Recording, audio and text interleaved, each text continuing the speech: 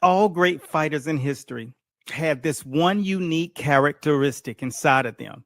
And when you try to put your finger on it, you don't know exactly how to map that thing out. But one thing's for sure, they all had it.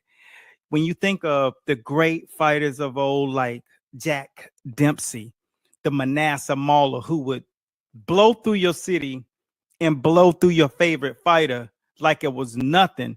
And in the manner in which he did it, there was just something about him that you knew that the typical average human being doesn't have that characteristics. This is why people came to the arenas and he could fill a stadium. That trait that a fighter has isn't one of a regular average everyday person. And why is this trait so dominant in a fighter? Because see, this is almost like the animal Wolverine. It's a trait. It's not just in the DNA, but it's a characteristic that supersedes the human mind, the human body. They're typically, when you see them, they typically look like a machine. So did those guys like Jack Dempsey. And then came Sugar Ray Robinson, an offensive juggernaut. These characteristics of these individuals, they separated from the typical average human being by far. It wasn't close. That's why they are so captivating when you see them. And then as time continued to go on, there was the likes of Muhammad Ali, great blazing fighters who trailblazed. And when you watched them from the ground, you watched them from the sky. It did not matter how you looked at them. One thing you saw consistently is that unique trait. And that's exactly what we're going to get into when we talk about and break down the characteristics of this unique individual. Most people are not born with these genes, but lo and behold, we love to see them. And I'm going to make it very clear as we moved into the more modern era. For those of you who are at least 40 years old, you got to see the likes of Mike Tyson, the dynamo. When you saw him, you knew that there were not people that moved like that, were that explosive. And he, no matter what or who he was up against, he would fill an arena. And because that characteristic is something that we all see and that we all want to be a part of, we want to touch it, we want to see it. But what is it called?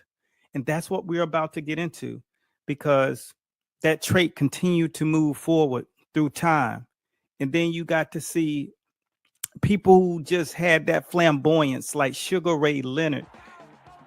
And here we go in this era. And we got fighters like Lomachenko, Tank Gervonta Davis. All of those guys have this unique quality. And I would even like to say Prince Nassim Hamed, who was electrifying. And there was this Hector Camacho, the Macho Man. He was totally flamboyant, but dynamic. And so this characteristic, as we break it down, thank you guys for taking the time to listen. But what we're going to do is really bring and shed light on this individual today. And so before we get started, I'd like to introduce myself. My name is Coach Eric A. Bradley, coach that is. And for 4 decades, we teach boxing. And I was in the down line, or my up line, with several of the greatest coaches of all time. They're actually on the Mount Rushmore of coaching. They've literally written the book. So I had the honor of being in that down line and passing the knowledge that I've learned, being in a lot of different scenarios and having the opportunity to meet the world's greatest fighters ever. Hall of Famers, literally got to work in the camps.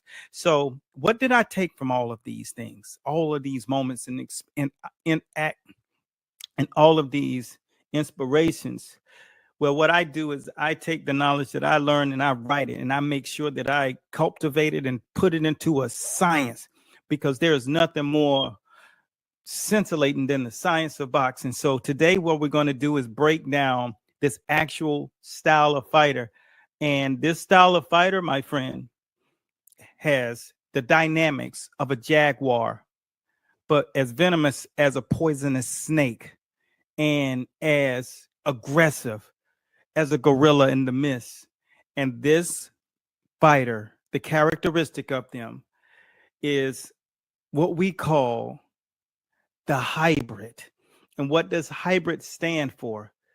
It's a morph between two elements or things merged together that have different characteristics to make one unique entity. And when you look at that, you see the behavior, you see the tools that they have. And one of the analogies I'd use is a Tesla is when you take a minivan and you put it with a Apple computer, and this is 1990, and you merge those together and you have a Tesla now. The home van, and now you got the computer, and now you got this system of a vehicle. And when you look at these athletes, this is exactly what they are. They have those unique abilities. Now, when I break down the hybrid fighter, what does that entail? First, they are aggressive in nature, but when you think about them, they have the wherewithal to understand how to camouflage their aggression, how to manifest defense, to be in the position they need to be. So their footwork is absolutely off the chart. And when you understand this, the science of boxing, you understand how I always talk about the periodic table. It's just like when you look at the iron chart. It's all of these different elements that make up great footwork, understanding ring generalship, and the hybrid fighter has those all. And when the hybrid fighter moves, they understand that they're moving not to just get away from you, but to set themselves up, because their defense isn't just typical defense. They're just not trying to make you miss and make you pay. They are trying to make you miss and make you their prey. They want to finish you. And that's one of the characteristics of one. If you go back and you look at Sugar Ray Robinson and Sugar Shane Mosley, Sugar Ray Leonard, when those guys would come out for the final round, they were not coming out to just survive the rest of the fight and walk away with their hands raised. They were trying to bludgeon you. They wanted you to be finished. And so that's not something that you choose to do. That's within you. When you watch some of these young athletes that appear to have that, and then you see them run through a test and you say, oh, that thing's not there like I thought it was. Well, that's what we call algorithm of a fighter. It means it's not by choice, it's by design. They were born that way. And when you start to think about the hybrid fighter, that's exactly what's so unique about them. But what gives them the ability to actually move and can press? They understand head movement. They understand how to press forward and come utilizing the front foot just to set up the angle, because they understand something about moving forward. There's an immediate danger, but they invite that danger. And what's so unique about the hybrid fighter is when they create pressure, they already know instinctively. That's what's so unique. They are intuitively aware of what could possibly happen. So I say they were born with that immediate defensively responsible DNA trait. And so it's like they're in the wild and they're just like these animals who could come up upon their prey and never pay. And so when you watch a Lomachenko or a Tank Davis, you see them very rarely get into a situation where they're in real trouble. They've been hurt, they've been dazed, they've been possibly even dropped. But one thing about them is they smell blood still, because they understand how to act like a fighter. They have that algorithm of a fighter. And when they press you, they understand how to break, because they understand the periodic table of boxing. And there is a such thing. When you look at the floor, we created a map years ago, decades ago, sorry, that showed you about every possible footwork scenario, or when we call ring generalship, every scenario that can position you in a place in the ring that could either put you in harm's way, or it could put you in a position to set a trap for your opposition. And I like to think of myself as someone who paints pictures. And when I educate the athletes that were under my tutelage, and now the coaches that come up under my tutelage, I like to think of myself as giving them weapons that no one else possesses, because there's a maniacal drive when it comes down to the time put into it and the natural ability that I was blessed to share that with, and how I paint that canvas. It's very complex, but we make it so simple. So those guys being able to use the ring forward, laterally, backwards, and if we have to, we take it in a circular motion, not just left to right, but we'll spin you. And that's a hybrid. They don't know when to turn off the offense, but they know how to turn it on. If you caught that, it was a soliloquy. They don't know how to turn it off, but they definitely know how to turn it on. They don't know how to do it wrong, and they keep it on. And that, my friend, is what most fighters end up doing wrong when they impulsively try to do it, but they don't have the intuition. You remember at the beginning of this, I said they're intuitive. You know, when you try to chase down a squirrel, or you try to attack an eagle, it's a very slim chance you're going to get them. It's just like trying to throw a cat off of a house. It's going to land on its feet. That's the same characteristics as a hybrid.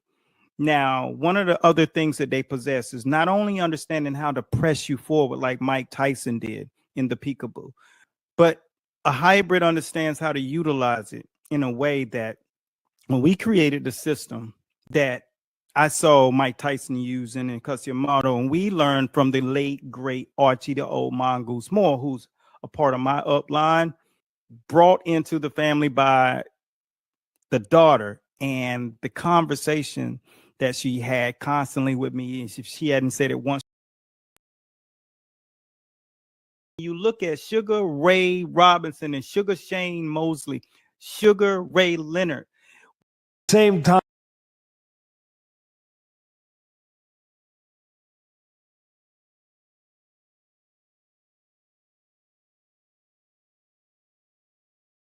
Head movement. They understand how to press forward and come utilizing the front foot just to set up the angle, because they understand something about moving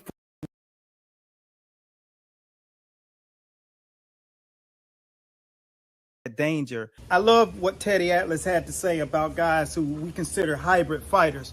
How do you know you have a real dynamo in camp? This is what Teddy Atlas had to say. I would look at a style guy that had physicality, that was a good body puncher, that was aggressive, but at the same time not walking and easy to hit, where he's responsible defensively, but he's got an aggressive nature. Another thing that I always wanted to know was, before I got into the sports performance field, is how do these guys replenish themselves? How do these guys replenish themselves without, you know, taking something that might taint their systems? So what is the most all-natural way? Here's something that I thought you guys would appreciate. So take notes and try this before you train the next time. All right, guys, I've got a killer recipe that's going to change your pre-workout game forever. This Power Junkie beet juice is packed with nutrients to fuel your mind and body. We're talking fresh beets for improved blood flow, carrots for that energy boost, and a bit of ginger to keep inflammation at bay. Oh, and don't forget the apple for sweetness, half a lemon for zing, and a cup of coconut water to keep you hydrated. Now here's the fun part. You can either juice everything or blend it up and strain it. I like to throw it all in the blender, give it a whirl, and then strain it through a fine mesh sieve. It's all about that smooth texture, you know? And if you're feeling extra fancy, toss in some chia seeds or a dash of turmeric. This combo is going to keep you energized and focused all day long. Just drink it about 30 minutes before your workout, and you'll be ready to dominate that boxing ring. So there you have it, guys. The ultimate power junkie beet juice. Give it a try before your next workout and feel the difference.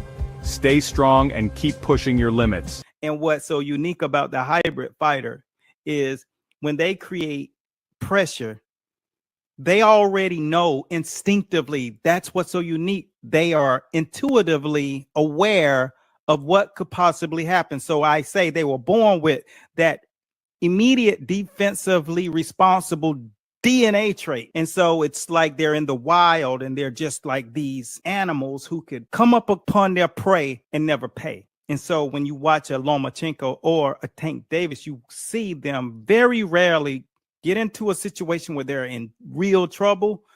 They've been hurt, they've been dazed, they've been possibly even dropped. But one thing about them is they smell blood because they understand how to act like a fighter. They have that algorithm of a fighter. I'm sure you've heard the news. There's a way to become unbeatable in the ring. Ready to find out how? If you're tired of getting hit and struggling to control your rage, it's time to level up. Master these two key aspects of the sweet science, and you'll become what we call a hybrid fighter. How do you master this? I'm going to give you something to do every day the exact same way. First, learn to protect yourself at all times. Cover your blind spots. Master when to use angles. Right now you're using them at the wrong times. You must do it when they don't know it's coming. Think Vasily Lomachenko. He's a hybrid. Next, learn to stay relaxed. This happens when you know how to cover your checkpoints and have 100% confidence that your blind spots are covered or out of range. Want to know when to create angles and master defending your blind spots? To become a hybrid version of yourself. Remember, a hybrid's not the perfect fighter, they're the perfect weapon. Ready to become unstoppable? Let's make it happen.